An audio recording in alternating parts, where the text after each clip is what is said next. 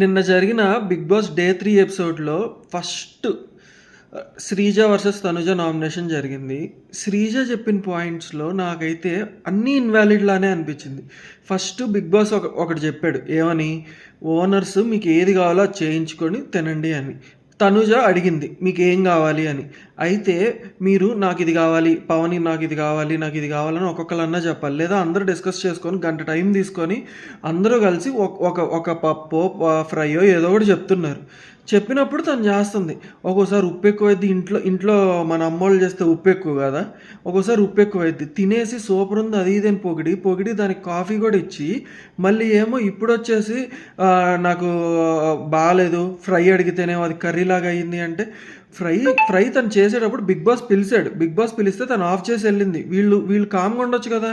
ఈ ఓనర్స్ ఏం చేశారు, ఆ వేపని ఆ పచ్చి కూడా తీసుకెళ్ళి ఆ ఏగిన ఫ్రై దాంట్లో వేసేసరికి అది ఇది మిక్స్ అయిపోయి కర్రీలాగా అయిపోయింది. అది తన తప్పేం లేదు. చెప్పింది అక్కడ తన పాయింట్ క్లియర్గా చెప్పింది. మీరు చేయించుకోవాలి, అయ్యో మేమేం కష్టపడుతున్నాము, మీరు సింపతి చూపిస్తున్నారు అది ఇది అని చెప్పాల్సిన అవసరం లేదు. తనుజ క్లియర్గా చెప్పింది. సింపతి మా మీద ఎందుకు చూపించాలి, మీకు టాస్క్ ఇచ్చినప్పుడు మీరు మా చేత గట్టిగా అడిగి చేయించుకోవాలని తను క్లియర్గా చెప్పింది.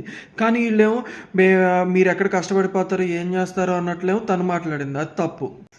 అండ్ ఇంకోటి, స్టేజ్ మీద బిగ్ బాస్ బయట జరిగినాయి అసలు తీసుకురావాల్సిన అవసరం లేదు. మొన్న అంతే బర్నీ గారు లాకెట్ది అసలు యాక్చువల్గా అయితే ఒక్కొక్క ఇండివిజువల్ పర్సన్ వస్తున్నప్పుడు స్టేజ్ మీద ఏం జరిగిద్దో తెలియదు. వీళ్ళు అగ్ని పరీక్షలు వాళ్ళు అక్కడ కూర్చొని చూశారు అంతేగాని దాన్ని జడ్జ్ చేసి బిగ్ బాస్ లోపల చెప్పకూడదు. హౌస్లో అడుగు పెట్టినాక ఏం జరిగిందనే దాని గురించి మాత్రమే మాట్లాడాలి. ఈ రోజు కూడా అంతే. తనుజ మీరు స్టేజ్ మీద చాలా ఇన్నోసెంట్ అది ఇది అని చెప్పారంటే, స్టేజ్ మీద తను చెప్పింది తినకు అనవసరం. ఇక్కడికి వచ్చిన సిచ్యువేషన్స్ ఎప్పుడు ఒక రూఫ్ కింద ఉన్నప్పుడు అన్ని ఎమోషన్స్ వస్తాయి. అంతేగాని ఓన్లీ ఇన్నోసెంట్ ఒక్కటే ఉండరు ఎవరు, అది తెలుసుకోవాలి. అండ్ ఇంకోటి, శ్రీజ తనుజ మాట్లాడుకుంటున్నప్పుడు మధ్యలో నామినేషన్స్ ఏ సీజన్లో మీరు చూసుకున్నా సరే వేరే వాళ్ళు ఎవ్వరు ఇన్వాల్వ్ గారు అంటిల్ అండ్ అన్లెస్ వాళ్ళ పేరు వస్తే తప్ప. మాస్క్ మ్యాన్ ఎందుకు, ఏం సంబంధం?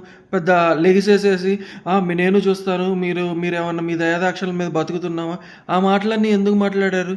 మళ్ళీ గుంపుగా టార్గెట్ చేసి ఓనర్స్ అందరూ తనుజ ఒక మాట మాట్లాడంగానే వెంటనే మళ్ళీ అందరూ అనుకుంటే ఎగబడిపోతున్నారు అసలు.